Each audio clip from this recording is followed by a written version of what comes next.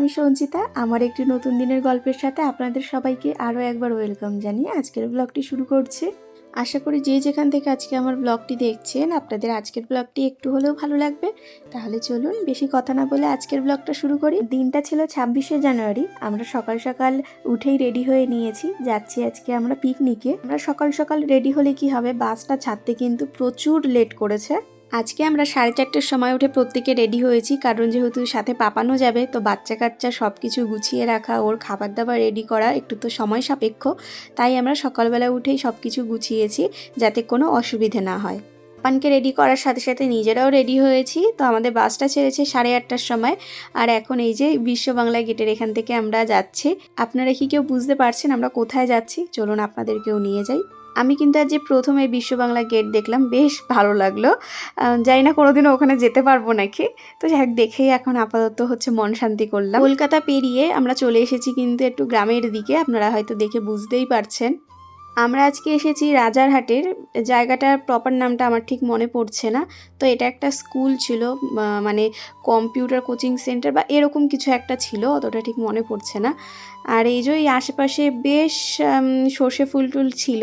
আমি তো প্রথম দিকে দেখে বেশ ভালো লাগছিল, কিন্তু ভিতরে আদৌ কেমন কি, মানে জায়গাটা কীরকম, দেখার কিছু আছে নাকি সেইটা দেখার জন্য আমি খুবই এক্সাইটেড ছিলাম। চলুন ভিতর দিকে যাই আর আপনাদেরকেও দেখাবো।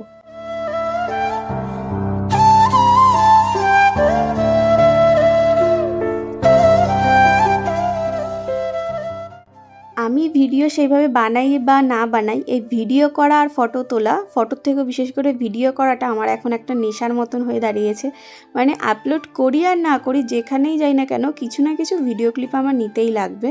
তো সেই মতোই কিছু ভিডিও ক্লিপ নিয়ে আমরা এখন পুরো ভিতর দিকেই চলে এসেছি। এখানটায় এসে দেখলাম যে এরকম জায়গাটা, কিন্তু আমার দেখে সত্যি বলতে খুব একটা যে ভালো লেগেছে ব্যাপারটা ঠিক তাও না। এই বছর পিকনিকে আসার আমার কোনো রকমই ইচ্ছে ছিল না, বিন্দুমাত্র ইচ্ছে ছিল না। শুধু পাপানের জন্য এই বছরটা আসা, যেহেতু ও আসলে একটুখানি আনন্দ পাবে, আর ওকে তো নিয়ে সেইভাবে কোথাও যাওয়া হয় না।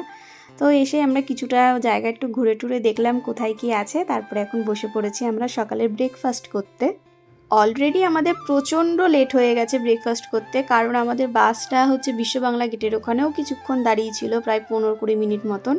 তো আমাদের একটু মানে এখানে আসতে একটু লেটই হয়ে গেছে। তো আজকে সকালবেলা টিফিনে ছিল হচ্ছে লুচি, ছোলার ডাল আর আলুর দম, সাথে একটা করে মিষ্টি। সকালের টিফিনটা কিন্তু দুর্দান্ত ছিল, খুব ভালো খেয়েছি। আর এখন প্রায় কিছুক্ষণ পরে আবার হচ্ছে এখন দিয়েছে আমুদি মাছ ফ্রাই আর হচ্ছে চিকেন পকোড়া। চিকেন পকোড়া তো আমরা প্রত্যেকে খেতেই খুব ভালোবাসি, যেমনি আমি ভালোবাসি আমার মাও ভালোবাসে, আমার পাপানও খেতে খুবই ভালোবাসে। তাই চিকেন পকোড়াটা বসে বসে খাচ্ছিলাম আর বেশ এনজয় করছিলাম, সবার সাথে বেশ গল্পও করছিলাম। আমার যেহেতু আগের দিন খুবই শরীর খারাপ ছিল, আমার এবং আমার দিদির দুজনেরই প্রচণ্ড শরীর খারাপ ছিল। তো আমরা তো ভাবতেই পারছিলাম না যে যেতে পারবো নাকি পারবো না, কিন্তু ওই যে টাকাটা দিয়ে ফেলেছি। সত্যি ওর জন্যই গেছি, যে এতগুলো মানুষ হচ্ছে টাকা দিয়েছে, তো দিদিও না গেলে ওরাও কেউ যেত না, আর হচ্ছে গিয়ে আমি যদি না যাই আমার মা ওরা তো কেউই যাবে না, তো ওর জন্যই যাওয়া। আমি আর পাপানের বাবা একটুখানি ফটো তুলতে গেছিলাম এদিকে, তার মধ্যে পাপানও ওর মেশোর হাত ধরে চলে এসেছে। তো এখানটা এসে বললাম ওর সাথে আমার কিছু ফটো তুলে দিতে, তারপর কিছু ভিডিও ক্লিপও নিয়েছি।